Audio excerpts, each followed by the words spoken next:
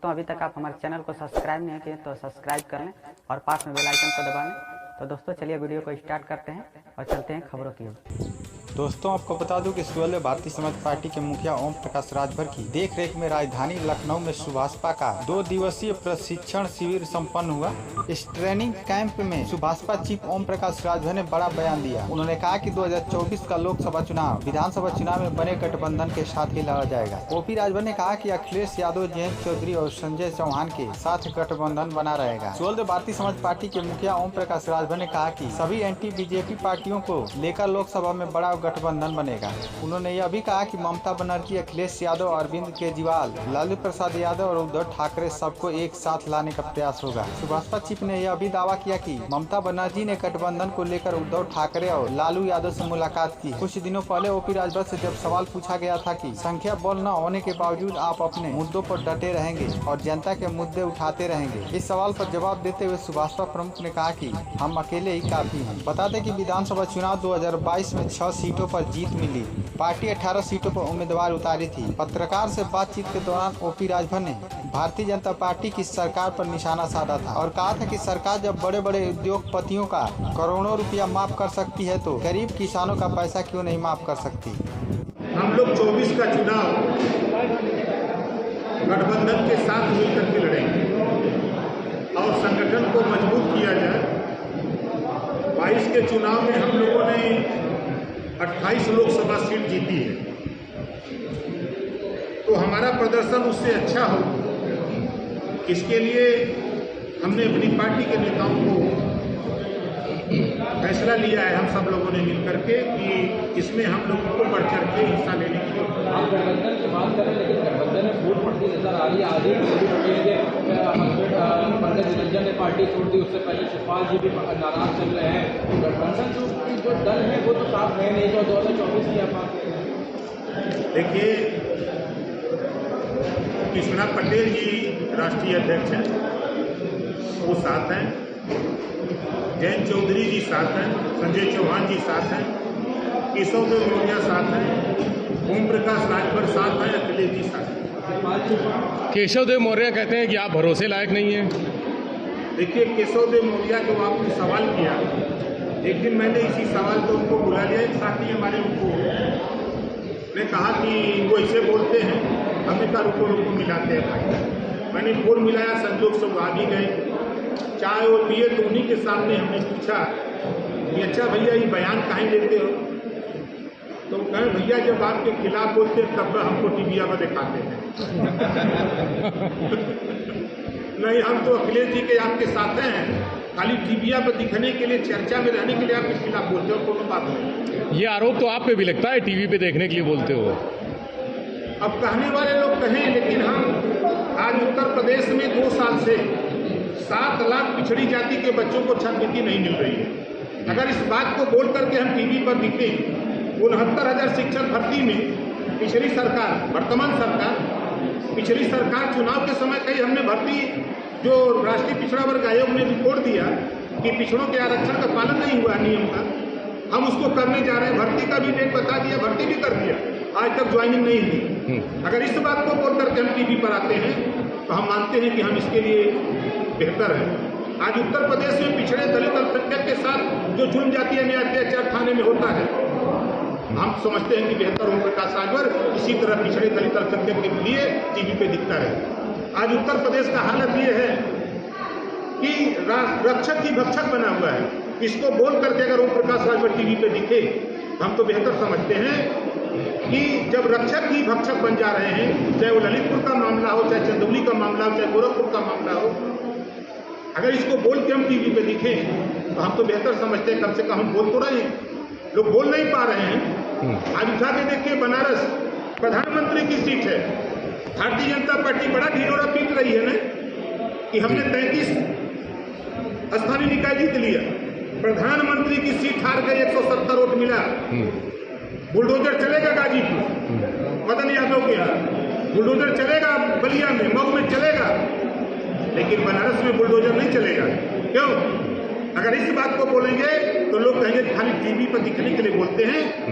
आपने प्रधानमंत्री की सीट पर 170 वोट पाते हो, उसको एक बार क्यों नहीं बोलते हो?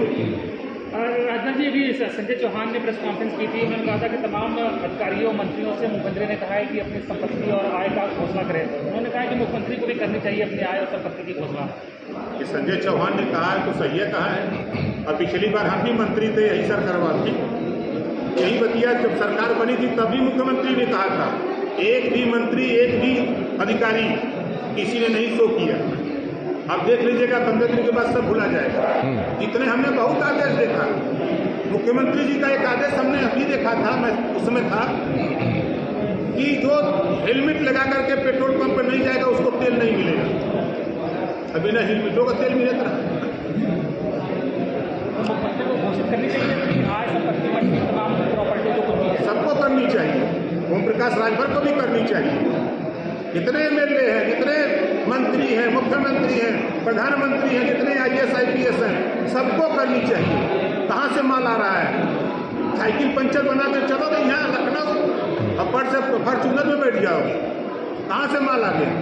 इसकी जांच होनी चाहिए। आजम खान साहब के जेल से निकलने की नौबत आ रही थी और एक मुकदमा और लग गया, क्या कहेंगे इस बारे में? देखिए, अब उसका तो मुकदमा क्यों लिखा जा रहा है? अभी तो मैंने कल देखा कि सुप्रीम कोर्ट ने टिप्पणी किया है जी कि 4 हफ्ते से जमानत रोकी गई है। एक तरह से क्या है, कानून का मजाक न बन रहा है। तो कुछ भी सरकार सैया भय कोतवाल तो अब डर रहेगा, जितना चाहो उतना मुकदमा लिखते जाओ, रोज लिखो, आदेश कर दो तो लिखता जाएगा। लेकिन सबसे सर्वोच्च कोर्ट है ना, कोर्ट ने उंगली उठाई है ना, कोर्ट उसको संज्ञान में लेने की भी बात किया है कि हम आजम खान के मामले को अगर ये निस्तार नहीं करते तो हम उसको दिखेंगे। आप जाएंगे आजम खान से मिलने? हाँ, जाने की तैयारी में है। उनके वकील ने समय दिया कि नहीं दिया?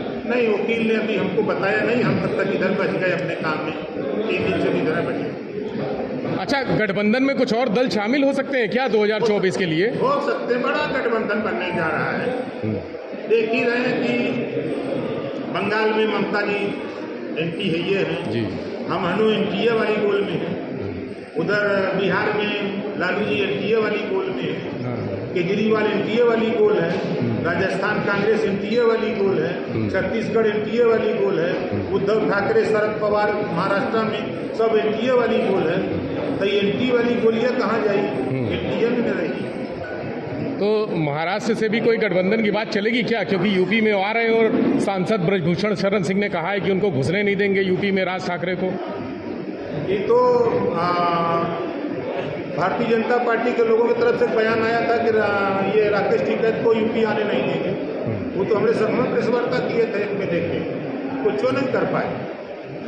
किसी को कोई रोक नहीं सकता है, वो जितना कोई बयान दे दे उस बयान में कोई दम नहीं। तो क्या राज ठाकरे आपके साथ दिखेंगे क्या आगे? दिखे, हम फोटो दिखा दें। हम वहाँ के मुख्यमंत्री उद्धव ठाकरे के साथ हम मिल चुके हैं, बात हो चुकी है। ऐसा ही हम नहीं बोलते रहते हैं। तो शिवसेना से गठबंधन कर रहे हैं क्या? अब हो जाए तब हमारा मिलना कहना काम है, प्रयास करना काम है। सारे विरोधियों को एक प्लेटफॉर्म पे लाने का प्रयास हम करते हैं। यूपी में आपने देखा कि हम कहते रहे, लोग ना माने तो हम क्या करें?